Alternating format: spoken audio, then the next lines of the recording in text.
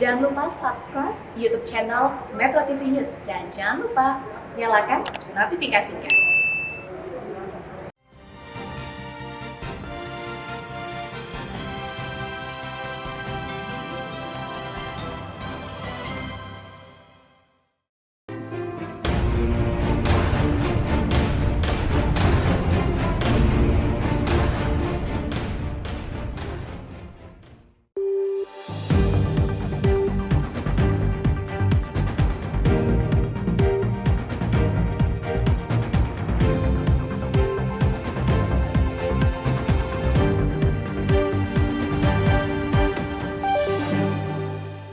Sampurasun wargi Jawa Barat, apa kabar Anda di hari ini? Pemirsa, kembali lagi bersama saya Andromeda Arizal selama 30 menit ke depan.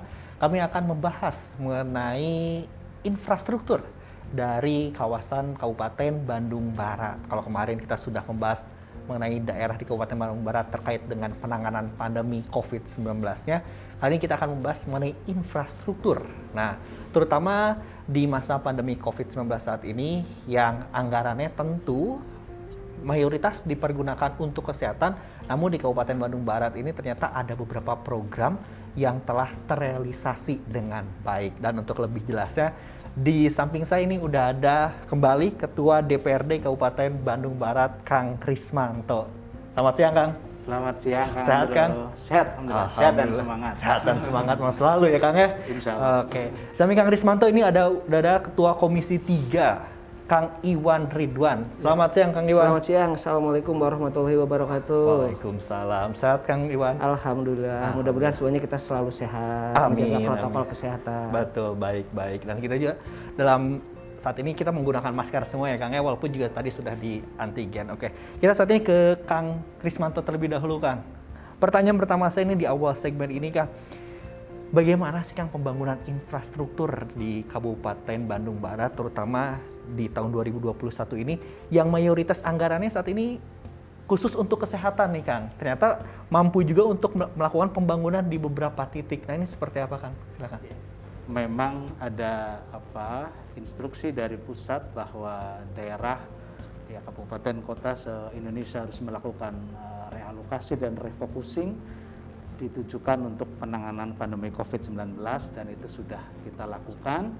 Namun demikian ada beberapa agenda pembangunan infrastruktur yang memang menjadi prioritas juga harus kita laksanakan. Jadi dua hal ini bagaimana caranya harus berjalan seiringan. Maka langkah yang dilakukan adalah tentu saja karena ada program infrastruktur yang merupakan janji politik kepala daerah terpilih, itu ya mau tidak mau harus jadi prioritas, diantaranya tentang program 1 tahun jalan lecir ya. Walaupun dalam realisasinya lebih dari setahun nggak ada soal, tapi komitmen meningkatkan kemantapan jalan di wilayah selatan itu ya hari ini direalisasikan. Kedua, selain realisasi jalan di selatan yang kurang lebih sepanjang 70 sekian kilometer adalah pembangunan gedung DPRD, karena ini perencanaannya sudah dilakukan bahkan oleh DPRD periode sebelumnya, kalau tidak salah di tahun 2018 ya. Karena pembangunan gedung ini juga penting bagian dari mensupport pelayanan kita kepada masyarakat. Yang lainnya tentu ya program-program jalan lingkungan misalnya, namun juga tidak seideal yang awalnya kita bayangkan atau kita rencanakan sebelum ada pandemi. Juga mungkin drainase, irigasi juga berjalan, namun sekali lagi dari sisi kuantitas tidak optimal. Tetapi ada yang memang tadi kayak semacam milestone ya, yang jelas kentara terrealisasi adalah jalan di selatan, pemantapan jalan di selatan dan juga pembangunan gedung. Oke, Pak Krismanto tadi sempat menyampaikan kuantitas yang terbatas begitu, berarti kan anggarannya ini minim begitu, Pak. Bagaimana sih Pak mengoptimalkan dengan anggaran yang minim ini sehingga pembangunan di beberapa titik ini bisa terrealisasi dengan baik begitu, Pak? Pertama dimulai dari perencanaan ya, perencanaan yang baik. Jadi sebelum realisasi pembangunan entah itu jalan, gedung, apapun namanya, itu dokumen perencanaan itu harus sudah utuh lalu selesai, dan yang penting adalah berdasarkan kajian yang komprehensif. Misalnya ketika sebelum membangun jalan, maka harus ada DED misalnya, detail engineering design ya. Di situ menganalisa berapa panjangnya, berapa lebarnya, yang lebarnya sekian ada berapa kilo, melewati berapa jembatan. Kalau ada tegakan misalnya apakah pohon atau bangunan lain ada berapa gitu ya. Semuanya dianalisa. Lalu apakah memerlukan misalnya drainase khusus dan seperti apa. Itu juga diantaranya adalah sisi perencanaan yang harus optimal. Yang kedua adalah nanti di pengawasannya. Pengawasan adalah ini fungsi kami di DPRD. Ketika sudah taraf action misalnya, apakah ini sesuai dengan rencana atau tidak begitu ya. Dan yang tentu yang tidak kalah pentingnya penganggaran ini yang menyesuaikan. Misalnya begini, dari hasil kajian ruas jalan tertentu atau gedung X misalnya butuh dana misalnya 10 miliar gitu. Tetapi karena tadi ada urusan pandemi yang juga harus kita utamakan dan lain-lain, wah dana yang mungkin dialokasikan ke situ misalnya hanya separuhnya. Nah, maka harus juga ada kajian. Dana ini kalau diaplikasikan ke bangunan ini bisa jadi barang atau tidak. Kalau jadi berfungsi atau tidak. Kalau tidak mendingan tidak sama sekali. Atau mungkin tetapi cari yang minimal. Misalnya kalau jalan bicara ada toleransi pada dari sisi panjang, namun tidak ada toleransi pada sisi kualitas begitu ya. Itu yang harus dilakukan nanti bertahap. Sisanya kapan? Berarti tahun perencanaan setelahnya gitu. Kira-kira begitu prinsip. Berarti kualitas memang selalu diutamakan iya. gitu ya Pak ya. Jangan mengurangi kualitas karena keterbatasan dana, tapi tinggal kuantitasnya aja yang dikompromikan, kira-kira begitu. Baik, luar biasa. Kang Iwan, tadi seperti disampaikan sama Kang Lismanto bahwa tetap ini kualitas memang harus selalu diutamakan begitu. Untuk di tahun 2021 ini, Kang Iwan, ada berapa infrastruktur begitu Kang yang terrealisasi Kang? Ya, terima kasih Pak Andro ya. Yang pertama barangkali saya mau pernah sampaikan Pak Ketua ya, Pak Lismanto, kebetulan beliau juga sebagai koordinator di Komisi 3 ya. Untuk skala prioritas yang tadi disampaikan seperti gedung DPRD memang sesuai dengan kontrak tahun ini harus sudah selesai ya. Walaupun awalnya memang kita membuat gedung DPRD itu ada semacam bantuan dari provinsi, tetapi ternyata sampai hari ini tidak ada. Tetapi ya sudahlah, karena memang itu sudah terlanjur dibangun dan kontrak harus selesai hari ini, akhirnya kita bersama-sama DPRD dan pemerintah daerah bersepakat tahun ini harus sudah selesai sesuai dengan kontrak. Itu yang pertama yang jadi prioritas. Lalu di anggaran PUTR sendiri ya sebetulnya memang sangat minim, sehingga waktu tahun ini kita menginstruksikan kepada dinas hasil rapat komisi bahwa kegiatan infrastruktur yang memang tidak menjadi skala prioritas dan tidak menunjang untuk kegiatan COVID itu dihentikan dulu. Nah, hingga ada beberapa prioritas seperti di PUTR dengan anggaran 419 miliar ya. Itu di Bina Marga itu kurang lebih sekitar 312 miliar. Nah, tapi yang anggaran 312 miliar itu diantaranya pinjaman dari pihak SME, dari pihak ketiga, yaitu untuk pembangunan wilayah Jalan Selatan. Dan itu pun prioritas tahun ini harus selesai ya. Itu ada dua paket. Yang paket yang pertama 177 miliar ya. Paket yang keduanya itu 79 miliar wilayah selatan, termasuk ada bantuan dari provinsi untuk irigasi ya. Ya tentunya kita berterima kasih lah kepada teman-teman DPRD provinsi yang sudah membantu di wilayah selatan. Dari prioritas seperti itu. Lalu karena kita pun menerima semacam auden dari pihak Perumahan Permata, ya rekan-rekan dari PKS juga terima kasih sudah mengajukan itu anggaran untuk tahun ini pun yang Permata sudah dilaksanakan ya, nilainya sekitar 1,8 jalan Permata ya. Iya, Permata. Nah, itu menjadi sebuah prioritas juga karena memang perumahannya di sana cukup padat, tetapi infrastrukturnya sangat jelek, dan itu menjadi sebuah perhatian karena walaupun bagaimana di masa COVID ini mengganggu kegiatan ekonomi. Baik. Nah, itu barangkali yang prioritas. Kang Iwan, tadi sudah sampaikan juga sama Kang Iwan, ternyata ada beberapa program gitu, Jalan Selatan, jalur wisata di Cisarua, terus di Jalan Permata juga, bahkan ada pembangunan gedung pemerintahan, itu gedung DPRD. Kendala yang dihadapi, Kang, khususnya untuk di Komisi 3 DPRD Kabupaten Bandung Barat dengan anggaran yang minim ini seperti apa sih, Kang? Ya, tentunya yang menjadi kendala itu butuh sinergitas antara eksekutif dan legislatif, yang ada dusta di antara kita, yaitu bagaimana keterbukaan yang menjadi sebuah prioritas. Jadi kita sinkronkan hasil dari musrembang, turun ke lapangan, mana yang jadi prioritas, lalu kita bahas di komisi, lalu dibahas di Banggar. Nah, lalu kita pilih mana sih yang jadi prioritas tersebut gitu ya. Dan sehingga memang kita harus ada kearifan di dinas lah ya, kearifan sehingga mana-mana yang memang jadi prioritas dan itu ditamakan, sehingga memang nanti di lapangan pun kita tidak terlalu berat lagi untuk menginstruksikan atau menyarankan ke dinas terkait bahwa kualitas yang disampaikan Pak Ketua tadi harus full spek dan full mutu gitu, sehingga kualitas tetap terjaga semuanya. Baik, kualitas tetap terjaga. Oke. Dan pemirsa tetap di Buletin Jawa Barat karena dialog kita bersama dengan Ketua DPRD Kabupaten Bandung Barat dan juga Ketua Komisi 3 DPRD Kabupaten Bandung Barat akan dilanjutkan tetap di Buletin Jawa Barat.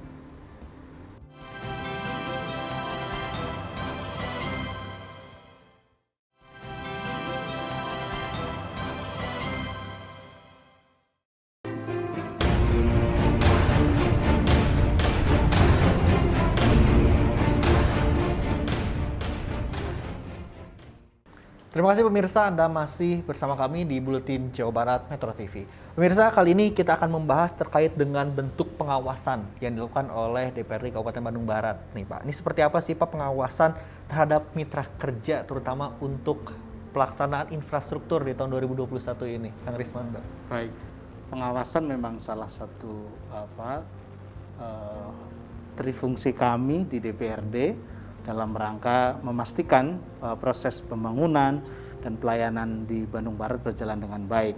Yang kami lakukan tentu saja pengawasannya yang sifatnya komprehensif, tidak hanya ketika di tengah misalnya dalam pelaksanaan pengerjaan suatu kegiatan atau proyek misalnya, namun harus dari awal, dari mulai perencanaan. Tentu itu dari mekanismenya sudah jelas, tahapan-tahapannya dari mulai musrenbang, lalu juga nanti proses-proses lainnya di DPRD itu harus kita pastikan berjalan dengan baik. Termasuk misalnya dalam perencanaan adalah kesiapan dokumen legal agar proses pembangunan itu di kemudian hari tidak bermasalah atau cacat administratif atau cacat hukum, karena ini kita ingin terjadi. Maka misalnya ketika suatu kegiatan itu memerlukan lebih dari 1 tahun anggaran, itu harus ada MOU tahun jamak. Ini sekedar contoh. Sepakatan antara DPRD dan juga pemerintah bahwa pengerjaan kegiatan A misalnya atau gedung, ya contohnya gedung DPRD ya Pak Ketua Komisi 3 itu multi years atau tahun jamak, maka sesuai aturan ya itu harus ada MOU antara DPRD dengan eksekutif. Ini sekedar contoh. Yang lainnya misalnya menyangkut dokumen kontrak ya, Komisi 3 Pak Iwan saya rasa sangat aktif memastikan bahwa tidak ada satupun item norma yang dilanggar dalam dokumen itu, sehingga nanti kalau pemenangnya siapa ya pemenangnya betul-betul kredibel secara aturan begitu, tidak ada yang menggugat misalnya begitu. Inginnya begitu fungsi kita. Sampai nanti adalah kita juga melakukan pengawasan dalam hal bagaimana pemerintah daerah atau pelaksana eksekutif memberikan pertanggungjawaban terhadap pekerjaan suatu kegiatan atau proyek. Itu juga harus kita awasi. Jadi dari hulu, dari awal sampai ujung hilir katakan begitu ya, itu menjadi objek pengawasan kami, dan itu dilakukan diantaranya oleh komisi begitu. Dan saya rasa Pak Iwan bisa cerita lebih banyak untuk urusan pengawasan itu nanti.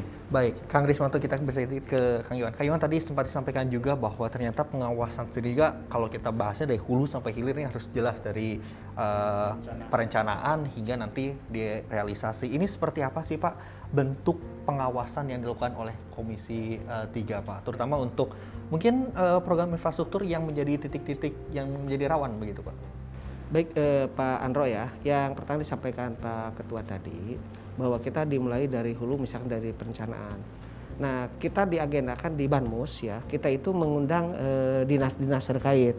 Nah misalkan di perencanaan ya, selain dinas terkait misalkan di PUTR, kita juga mengundang ULP. Sehingga sesuai saran arahan dari Pak Ketua bahwa kita ikut mengawasi bagaimana proses pemeriksaan administrasi itu jangan sampai terjadi hal-hal di kemudian hari misalkan gugatan. Ya, pertama dari kita mengundang ULP kaitan dengan administrasi dan persiapan untuk melakukan tayang berbagai kegiatan. Lalu yang kedua secara fisik kita pun teragendakan komisi itu untuk turun ke lapangan. Nah kalau untuk sidak sendiri ya, itu kalau sidak memang kadang-kadang kita datang sendiri tanpa konfirmasi dengan dinas terkait, atau misalkan kita berkirim surat didampingi oleh dinas terkait. Nah itu bedanya kalau sidak itu tentunya kita pun tidak ingin tiba-tiba di lapangan itu ada semacam rekayasa. Misalkan ketika terjadi sebuah kesalahan, lalu kita berkirim surat, nah tiba-tiba di lapangan ada semacam sandiwara atau manipulasi. Nah makanya sesuai arahan Pak Ketua pun sidak pun dilakukan. Kita tiba-tiba datang ke salah satu titik. Tiba-tiba datang Ya, langsung datang ke lapangan, gitu, ke lapangan. Jadi apa adanya begitu. Betul, ya, Pak, di waktunya lapangan, kita ya. lihat secara faktual. Misalkan ketika kemarin ya, yang kita rasakan kaitan tentang kegiatan Jalan Selatan. Kita tiba-tiba datang ke lapangan. Nah ternyata kita lihat, persentasenya itu ternyata sangat mengkhawatirkan. Nah mereka pun kan karena tanpa konfirmasi, ya kita tahu secara faktual di lapangan bahwa ada kekurangan tenaga kerja, kedua juga alat berat, dan lain-lainnya, ya akhirnya kita sarankan. Nah tapi pas yang kedua kita berkirim surat, ternyata ya kelihatan mereka sudah seolah siap semuanya. Nah tentunya sesuai dari arahan pimpinan DPRD, Pak Ketua, bahwa turun ke lapangan dalam fungsi pengawasan tidak selalu berkonfirmasi dulu dengan pihak-pihak pelaksana. Bahkan kadang-kadang kita pun datang secara ujug-ujug. Tiba-tiba begitu ya, Pak? Ya tiba-tiba saja kita datang sehingga kita betul-betul melihat apa yang terjadi di lapangan. Okay. Nah bahkan kita pun kadang-kadang kalau untuk di jalan kita bawa alat sederhana yang kita punya seperti meteran atau apapun. Bahkan kalau perlu kita pun melakukan coring. Sehingga betul nggak itu ketebalan jalan yang dilaksanakan, betul nggak lebar dan lain-lain, termasuk yang mutu beton pun ya kita pertanyakan yang digunakan itu seperti apa gitu. Baik, Kang Iwan tadi sempat juga Kang Iwan menyampaikan bahwa sempat ada beberapa sidak begitu. Iya. Hasil temuan mungkin di lapangan seperti apa sih Kang mungkin untuk pembangunan-pembangunan yang saat ini masih menjalani proyek begitu Kang, terutama baik itu gedung DPRD atau mungkin di jalur selatan, ini seperti apa sih Kang yang ditemukan di lapangan ketika Kang Iwan ke lapangan begitu? Ya, ambil contoh seperti kita menemukan beberapa kendala ya. Ketika turun ke gedung DPRD ya, kita lihat dari struktur bangunan, ternyata kita menemukan bahwa ada lahan dari masyarakat yang belum terbebaskan, padahal itu sangat mengganggu apabila bangunan itu kita buat. Misalnya itu akan menjadi tampias air hujan.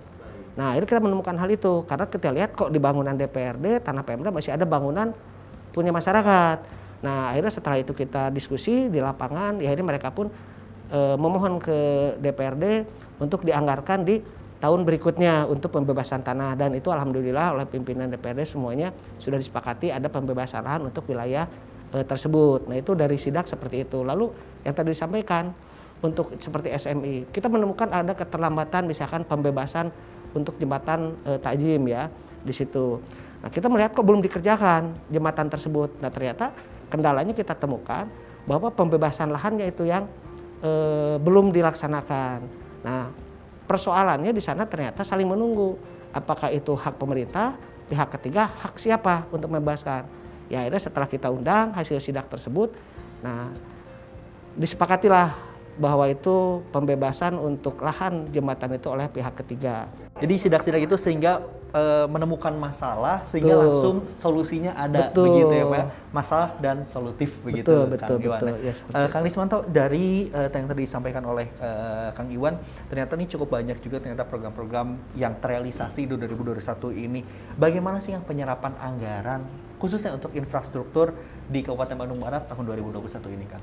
Ya, kita sebenarnya akan tahu realnya penyerapan anggaran setelah tahun anggaran tahun ini berakhir, dan nanti ada mekanisme, ada laporan penggunaan anggaran ya di bulan-bulan di tahun depan itu ada laporan resmi. Namun sekedar gambaran umum saja, bisa jadi ya kalau di sektor infrastruktur sepertinya kurang lebih lah ya, mungkin 90%-an itu udah bisa terserap begitu oleh program-program yang terrealisasi di tahun ini. Secara umum begitulah kira-kira angkanya. Luar biasa, 90% terrealisasi. Oke.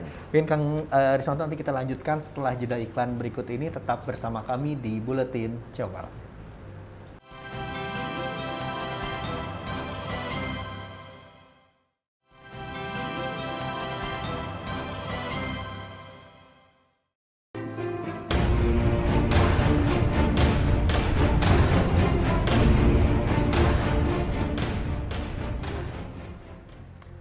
Terima kasih pemirsa, Anda masih bersama kami di Buletin Jawa Barat Metro TV. Kang Krismanto, untuk tahun 2022 nih, yang tinggal menghitung hari ini sih, program apa saja sih Kang yang diprioritaskan terutama untuk pembangunan di Kabupaten Bandung Barat, Kang? Apakah pembangunan masih sama mungkin terkait dengan jalan, pembangunan gedung, atau seperti apa? Baik, kalau dari rencana pembangunan kita tentu saja memprioritaskan pada pemulihan, upaya pemulihan akibat pandemi COVID-19 ini, baik itu di sektor ekonomi maupun di sektor sosial. Di sektor ekonomi berarti fokusnya pada bagaimana meningkatkan pendapatan, lalu yang jobless atau yang kemarin terdampak COVID nganggur bisa punya penghasilan begitu. Kalau dampak sosial tentu saja ya bagaimana yang memiliki keterbatasan kebutuhan sehari-hari juga bisa dibantu begitu. Namun tentu saja selain itu kita juga tetap memberikan perhatian pada pembangunan fisik atau infrastruktur.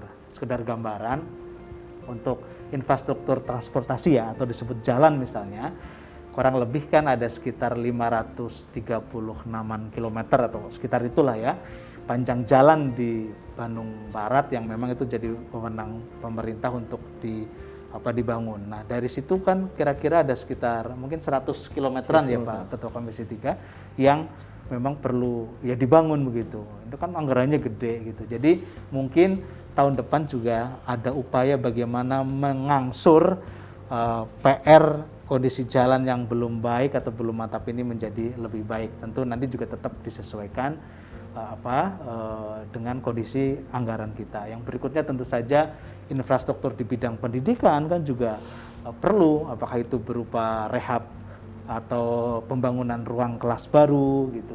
Juga misalnya kalau di masyarakat butuh ini misalnya irigasi atau misalnya drainase juga itu bagian dari perhatian. Jadi poinnya adalah penanganan pandemi, yaitu pemulihan dari sektor ekonomi dan sosial juga terperhatikan, namun juga kebutuhan masyarakat di bidang diantaranya infrastruktur juga tetap menjadi perhatian kita. Pembangunan infrastruktur terkait dengan pemulihan ekonomi terkait sosial dan lain sebagainya. Ini pasti menyangkut dari anggaran. Nah, berapa sih Pak Ketua nih anggaran yang dipersiapkan untuk merealisasikan di tahun 2022 ini? Secara global APBD kita itu di angka 3,19 triliun, hampir 3,2 triliun. Namun pembahasan anggaran kan belum selesai 100%. Hari ini kita masih menunggu evaluasi dari Gubernur bagaimana hasil pembahasan kita DPRD dengan eksekutif beberapa waktu lalu itu harus dievaluasi oleh mereka, hasilnya seperti apa kita masih menunggu Kang. Tapi kira-kira gelondongannya seperti itu ya belanja kita di 2022. Tentu tidak hanya infrastruktur saja, untuk sektor lain ya pendidikan terutama juga yang paling besar ya, kesehatan juga karena ada pemulihan kesehatan juga dan lain-lain. Oke. Kang Iwan, sedikit tanggapan Kang dengan anggaran yang sangat luar biasa ini, bagaimana Kang nanti di tahun 2022 Kang? Terutama untuk merealisasikan program infrastruktur begitu. Maksudnya Pak Andro luar biasa kecil ya kalau untuk dibandingkan kabupaten kota lain ya. Kalau kita berapa kecamatan Kang di kita 16 kecamatan, 165 desa ya. Nah, tentunya dengan anggaran yang cukup minim ya, tentunya perlu kebijakan kita bersama antara eksekutif legislatif untuk sering berkomunikasi bagaimana yang menjadi skala prioritas. Dan kita pun berterima kasih ya, alhamdulillah kita untuk tahun ini pun ada sumbangan jalan layang CSR dari Kota Baru ke jalan tol ya. Dan kita berharap harapan di tahun 2022 bahwa ada jalan lingkar luar yang Cipatat ke Kota Baru ya. Itu aksesnya sebetulnya sudah ada, hanya tinggal diperbaiki. Lalu akses yang kedua harapannya itu adalah yang Ciburuy yang nanti larinya ke arah Cikampek sehingga semuanya bisa terurai. Karena ternyata dengan jalan layang dari tol ke Kota Baru bisa mengurai tapi tidak optimal. Karena itu seolah-olah hanya melayani untuk pemukiman saja.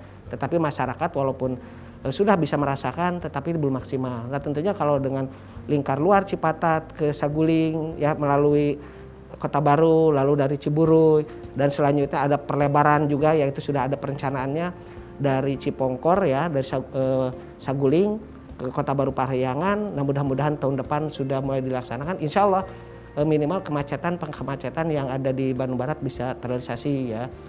Memang anggarannya kita hanya kecil sekarang 45 miliar dari 300 miliar tahun ini. Karena kalau 300 miliar lebih itu karena kita ada bantuan dari SMI ya.